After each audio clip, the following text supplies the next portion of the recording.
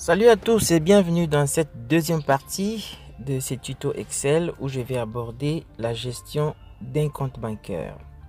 Gestion d'un compte bancaire.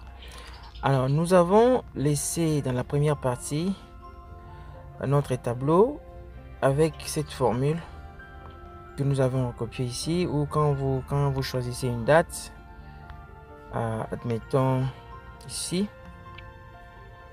je vais prendre une date ici. Mettons c'est cette date là. Voilà, je tape égal cette date à plus 10, ça veut dire plus 10 jours.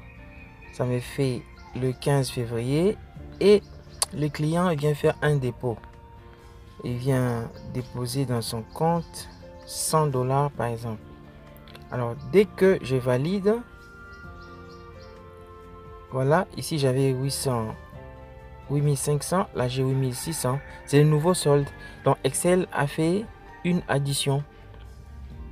Alors ça, nous avons dit que nous ne devons pas afficher le solde restant ici tant que une opération n'est pas faite, donc un dépôt ou un retrait.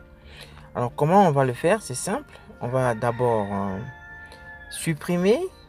Nous allons supprimer ces informations qui sont là. À partir de là, voilà, nous supprimons tout ça. Nous supprimons les valeurs. Voilà. Alors nous restons que avec la première formule. Ça bug un peu aujourd'hui. Voilà, ça reste avec. Nous restons avec cette première formule. Alors qu'est-ce qu'on va faire?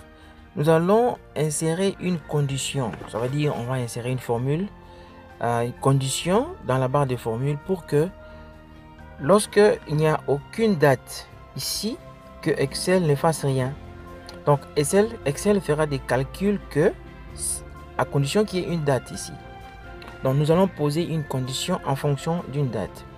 Ce qu'on va faire, on prend la formule, nous allons ajouter devant cette formule la condition si. La condition si, moi j'utilise la version anglaise, c'est if en anglais, où je ouvre la parenthèse. Je vais dire à Excel si cette cellule dans laquelle se trouve la date est égale à rien, c'est le guillemets comme ça. Si dans cette cellule il n'y a rien, alors c'est la virgule veut dire alors qu'il fasse rien. Je mets aussi des guillemets. Dans les cas contraires, là je mets la parenthèse. Je vais supprimer le signe plus qui est apparu là-bas. Dans les cas contraires, fais ces calculs. Et je viens ici, je ferme la parenthèse et je valide. Voilà, j'ai inséré la condition dans cette formule.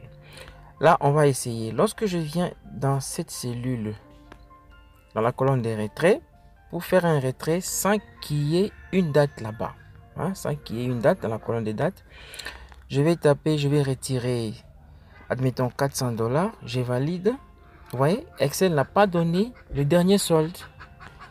De même, je viens ici, je vais faire un dépôt, je vais déposer 500 $ dans mon compte. Alors, lorsque je valide cette entrée, Excel ne fait rien. Il fait aucun calcul parce que il n'y a pas de date dans ces colonnes. Alors, lorsque je viens ajouter une date, admettons ici, je viens ajouter une date, je dis ceci est égal à la date précédente, plus 12 jours, je valide.